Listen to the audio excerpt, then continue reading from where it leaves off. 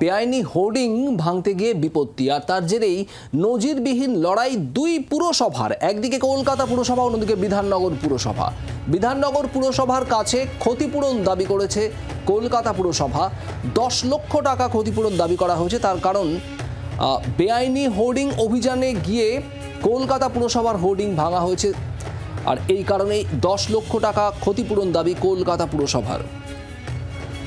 বেআইনি হোর্ডিং ভাঙতে গিয়ে বিপত্তির যে নজিরবিহীন লড়াই দুই পুরসভার। বিধাননগর পুরসভার কাছে ক্ষতিপূরণ দাবি কলকাতা পুরসভার। 10 লক্ষ টাকা ক্ষতিপূরণ দাবি করেছে কলকাতা পুরসভার।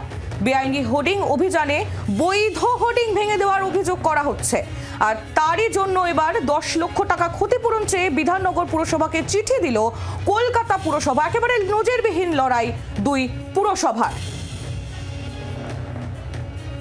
আদালতের নির্দেশ ছিল, আর সেই নির্দেশ মেনেই বেআইনি হোর্ডিংয়ের বিরুদ্ধে অভিযানে নামে বিধাননগর পুরসভা। আর সেই অভিযানে নামতে গিয়েই কলকাতা পুরসভার হোর্ডিং ভাঙা হয়েছে, এমনটাই অভিযোগ। আর এই বিষয়টা সামনে আসার পরেই বিধাননগর পুরসভাকে ক্ষতিপূরণ চেয়ে কলকাতা পুরসভার চিঠি। 10 লক্ষ টাকা ক্ষতিপূরণ চাওয়া হয়েছে বিধাননগর পুরসভার কাছে।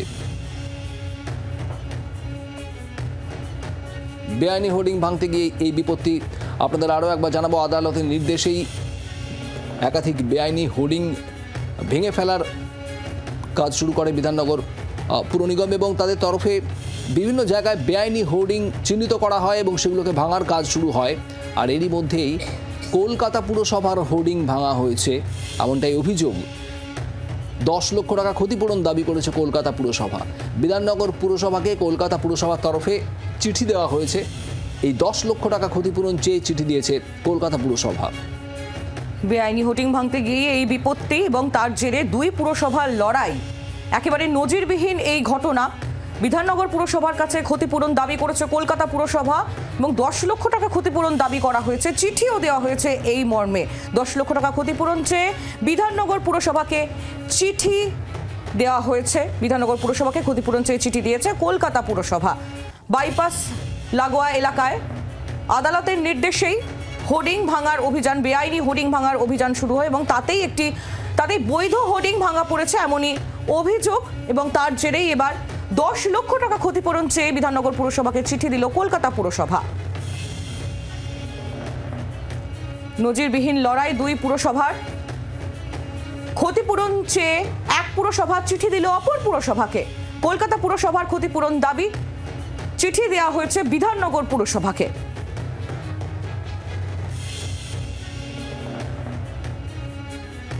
বেআইনি হোর্ডিং অভিযানে বৈধ এলইডি হোর্ডিং ভেঙে দেওয়ার অভিযোগ। রক্তিমা দাস আমাদের প্রতিনিধি রয়েছেন আমাদের সঙ্গে, জানাবেন বিস্তারিত। রক্তিমা, কি খবর পাওয়া যাচ্ছে নজিরবিহীন এই ঘটনা? একদমই, আমি যেখানে দাঁড়িয়ে আছি তোমাকে দেখিয়ে রাখি, এটা হচ্ছে বাইপাসের জায়গা, ইএম বাইপাস। এবং এই ইএম বাইপাস 4 বছর আগে কেএমডি এর আন্ডার, এবং এই ইএম বাইপাস কয়েক বছর আগেও কেএমডি এর আন্ডারে ছিল। কিন্তু দেখো, গত কয়েক বছর ধরে ইএম বাইপাসের দায়িত্ব নিয়েছে কলকাতা পুরসভা। তোমাকে দেখিয়ে রাখি, এই যে তুমি দেখতে পাচ্ছ যে সমস্ত পিলারগুলি রয়েছে, সেখানে পরপর বিজ্ঞাপন লাগানোর জন্য হোর্ডিং লাগানো হয়েছে। এবং সেক্ষেত্রে কিছু কিছু হোর্ডিং, যেমন তোমার এমনি হোর্ডিং রয়েছে, অর্থাৎ কাঠের হোর্ডিং রয়েছে, কিছু কিছু হোর্ডিং কিন্তু এক্ষেত্রে এলইডি হোর্ডিংও রয়েছে। দেখো, যেটা জানা যাচ্ছে যে যখন কলকাতা পুরসভা এই ধরনের হোর্ডিং লাগিয়ে থাকে এবং সেক্ষেত্রে একেবারে কিন্তু কোর্টের পারমিশন রয়েছে, যে সমস্ত হোর্ডিংগুলিতে পারমিশন আছে বৈধ হোর্ডিং, সেই সমস্ত হোর্ডিং ছাড়া অন্য কোনো হোর্ডিং থাকবে না। সম্প্রতি দেখো, আদালত নির্দেশ দিয়েছিল যে এই সমস্ত জায়গায় যে বেআইনি হোর্ডিংগুলি রয়েছে সেই বেআইনি হোর্ডিং খুলে দিতে হবে, এবং সেই বেআইনি হোর্ডিং একই সঙ্গে কলকাতা পুরসভা এবং বিধাননগর পুরসভা খুলছিল, কারণ একটা সাইট কিন্তু বিধাননগর পুরসভার আওতায় পড়ছে।